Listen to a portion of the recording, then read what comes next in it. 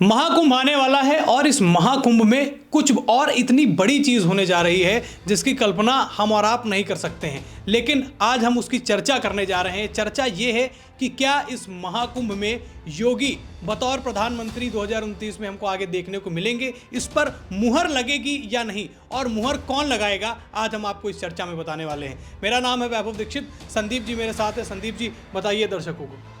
वैभव, देखिए, सबसे पहले जो आपका सवाल है उसी पे हम बात करते हैं। जो कुंभ है ये राजनीति का मंच तो नहीं है, तो अगर कहें कि ये सब कुंभ से जोड़ा जा रहा है तो कहीं ना कहीं कोई कारण है। कारण क्या है? एक कहानी है। जो कहानी है वो 12 साल पुरानी है। 12 साल मतलब 2013 की वो कहानी है, जब प्रयागराज में महाकुंभ लगा था। और महाकुंभ जब लगा था तो 2013 में जो तय हुआ था उसी की चर्चा हम यहाँ करने वाले हैं कि 2013 में ऐसा क्या हुआ था जिसकी चर्चा आज हमें करनी पड़ रही है। क्यों करनी पड़ रही है? क्योंकि 2013 के 12 साल बाद कुंभ लग रहा है, महाकुंभ है। और इसके जो मुखिया हैं उत्तर प्रदेश में कुंभ लग रहा है, तो मुखिया योगी जी हैं। योगी जी ने पूरी अपनी जान झोंक दी है, पूरी ताकतें लगा दी हैं कुंभ को महाकुंभ बनाने की, दिव्य कुंभ बनाने की, भव्य कुंभ बनाने की।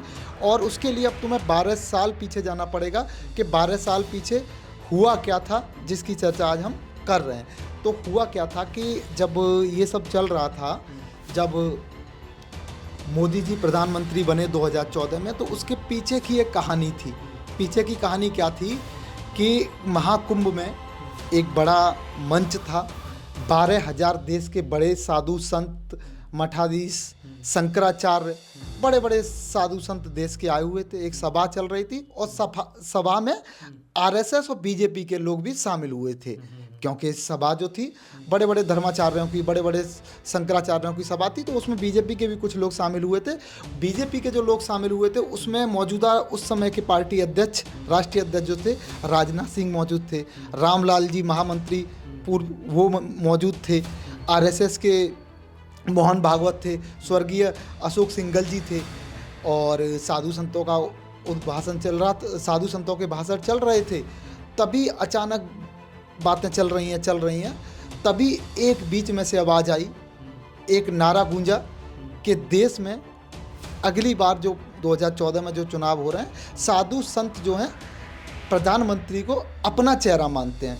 जब ये बात उस पूरे पंडाल में गूंजी तो ढोल ताशे बजने लग गए, शंखनाद होने लग गया, और ये मानिए कि एक माहौल ऐसा बन गया कि साधु संत और बीजेपी के लोग हैरत में पड़ गए कि एक नाम इतनी तेज़ी के साथ वहाँ हुआ कि मोदी होंगे देश के अगले प्रधानमंत्री। वो तारीख मैं आपको बता देता हूँ, वो तारीख थी शायद 5 फरवरी 2013, यानी 5 फरवरी का वो दिन था।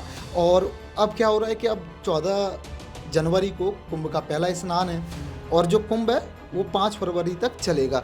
तो इस कहानी का, इस चर्चा का जो आप पूछ रहे हैं मुझे, मेरा मानना है, और जहाँ तक कि क्योंकि साधु संत या फिर जो कुंभ का आयोजन है, इस सबसे बड़ा भव्य और दिव्य आयोजन इसलिए क्योंकि देश के सारे साधु संत वहाँ पहुँचते हैं, देश के बड़े बड़े साधु संत पहुँचते हैं। तो शायद ऐसा लग रहा है कि इस बार भी 2013 की तरह भविष्य का मतलब 2029 में चुनाव है, अभी चुनाव नहीं होना है। पिछली बार क्या था कि 1 साल बाद चुनाव होना था, इस बार क्या हो रहा है कि चुनाव में अभी लंबा समय है, पर कुंभ में लंबा समय नहीं है। कुंभ में अभी जनवरी में 1 महीने का कम समय बचा है। उसके बाद अगला कुंभ जो लगना है वो 2037 में लगेगा, यानी 12 साल बाद लगेगा, तो 2037 में लगेगा। 2037 में लगेगा, तब तक देश में 2 प्रधानमंत्रियों के चुनाव हो चुके होंगे। तो शायद धर्माचार्य कुंभ में आए हुए देश के बड़े बड़े साधु संत तय कर सकते हैं कि 2029 में धर्माचार्यों का प्रधानमंत्री कौन होगा। तो योगी के नाम पे मोहर लग सकती है, क्योंकि योगी खुद साधु हैं, धर्माचार्य हुए हैं। दूसरा, साधु संत योगी को बहुत पसंद करते हैं। जब भी आप देखिए बहुत साधे, मतलब 1 आध 2 साधु ऐसे मिलेंगे जो योगी की बुराई करते हैं। उन्हें योगी पर सर्वसहमति पहले से ही साधु समाज बना चुका है। आप वाली बात को मैं दर्शकों को थोड़ा सा विस्तार से भी समझा देता हूं। देखिए, संदीप जी ने क्या बताया कि 12 साल पहले यानी 2013 में कुंभ जब लगा था तो उसमें पीएम जो है, पीएम के जब फेस की बात हुई कि अगला प्रधानमंत्री कौन होगा भारतीय जनता पार्टी की तरफ से, तो उसमें मोदी के नाम की चर्चा हुई।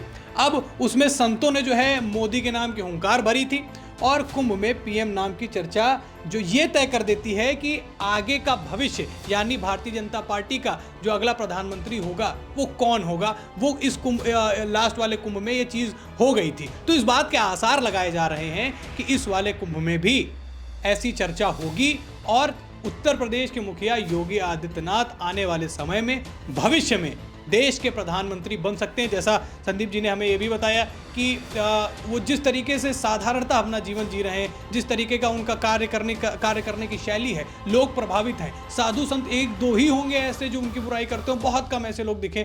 तो ये चीज़ मानी जा रही है कि साधु संत जो हैं वो योगी का समर्थन करेंगे और यहाँ से अगर उन्हें समर्थन मिलता है संदीप जी, तो योगी जी प्रधानमंत्री बन रहे हैं। देखिए सबसे बड़ा कारण क्या है कि कुंभ जो है ना, पूरे देश के जितने भी बड़े बड़े साधु संत, शंकराचार्य, मठाधीश जो भी हैं और जो नेतृत्व करते हैं अपने धर्म का, अपनी आस्था का, तो वो देश के कोने कोने से वहाँ साधु संत पहुँचते हैं और ऐसे हल्के लोग नहीं पहुँचते हैं। अनुयायी होते हैं, उन लोगों के आश्रम होते हैं, एक क्षेत्र में बड़ा वर्चस्व होता है। जैसे मान लीजिए बागेश्वर बाबा, बागेश्वर धाम के बाबा हैं, उनका एक खुद का वर्चस्व है। शंकराचार्य हैं चारों, उनका खुद का वर्चस्व है। सभी के अखाड़े लगते हैं, तो इनका अपने अपने क्षेत्र में एक बड़ा वर्चस्व है। तो ये लोग तय करते हैं कि आगे का भविष्य क्या है, देश का आगे का भविष्य क्या है, राजनीति का आगे का भविष्य क्या है, और वही जाके आगे प्रचार प्रसार करते हैं। तो कहीं ना कहीं साधु संतों की बात का प्रभाव ऐसा पड़ता है कि 2014 में आप देख सकते हैं कि मोदी को कितनी प्रचंड जीत मिली, और उसी प्रचंड जीत का कारण है कि मोदी आज एक नहीं, दो नहीं, तीसरी बार प्रधानमंत्री बने हैं। अगर लोगों को लगता है कि बात हल्के में साधु संत कर देते हैं, कुंभ से जो संदेश देश को मिलता है वो हल्के में जाता है, तो इस बात को दिमाग से निकाल दीजिए बॉस। हाँ, गलतफहमी है, क्योंकि वहाँ देश के कोने कोने से साधु संत पहुंचते हैं। वो साधु संत पहुंचते हैं जिन पर देश विश्वास करता है, जिन पर देश के लोगों की आस्थाएं होती हैं। तो ऐसा हो सकता है, ऐसा नहीं होगा कि शायद योगी के नाम की चर्चा हो जाए, मोहर लग जाए, पर जहां तक ऐसा लोगों का विचार है, लोग जो 2013 में हुआ, शायद 2025 में भी ऐसा हो सकता है। कुंभ ये तय कर सकता है कि 2029 में प्रधानमंत्री का असली चेहरा कौन होगा, और उसी के कारण ये हम आपसे बात कर रहे हैं। ये हमारा खुद का एक विचार था जो आपके साथ व्यक्त किया। जैसा बताया भी गया है कि ये इतिहास ऐसी चीज़ें हमें पहले भी दे चुका है। भारतीय जनता पार्टी के साथ ऐसी घटनाएं घटी जहां संतों ने ये तय किया कि प्रधानमंत्री भारतीय जनता पार्टी का कौन होगा। तो इस बार महाकुंभ न सिर्फ सांस्कृतिक धरोहरों को आगे बढ़ाएगा, और जो संदीप जी ने शुरुआत में भी बोला था कि कोई राजनीतिक मंच नहीं है, लेकिन यहाँ से देश की राजनीति तय हो सकती है। ये हमारे आपसे विचार थे। आपके क्या विचार हैं कॉमेंट में हमें बताएं, लोगों तक शेयर करें, उनके विचार जानें, और हमारे चैनल को अगर अभी तक आपने सब्सक्राइब नहीं किया तो चैनल को जरूर सब्सक्राइब करें। ऐसे ही राजनीतिक विश्लेषकों के साथ में हम मुलाकात करते रहेंगे। फिर मुलाकात करेंगे एक अगली खबर में। फिलहाल इस खबर में इतना ही। धन्यवाद।